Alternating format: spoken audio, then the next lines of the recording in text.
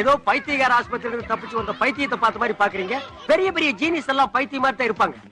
அமெரிக்காவுக்கு போய் computer science படிச்சு ஸ்டேட்லயே ஃபர்ஸ்ட் வந்திருக்கேன்.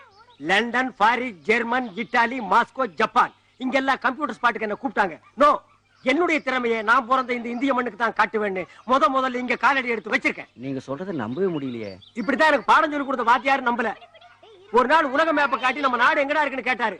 நம்ம நாட்டை நான் காட்டி கொடுக்க மாட்டேன்னு. சரி, இமயமலை எங்கடா இருக்குன்னாரு. சார், இவ்வளவு படிச்சிருக்கீங்களே, உங்களுக்கு இமயமலை இருக்கட தெரியாதான்னு. பெஞ்சு மேல ஏறி நின்றாரு. அங்க நின்னு பார்த்தா இமயமலை தெரியுமான்னு கேட்டேன். ஓங்கி ஒரு அப்பு, உனக்கு மண்டையில களிமண் தான் இருக்கு, ஓடுறான்னாரு. அன்னைக்கு ஓட வந்து அமெரிக்காவுக்கு, இன்னைக்கு கம்ப்யூட்டர் விஞ்ஞானியா வந்து இறங்கி இருக்கேன்.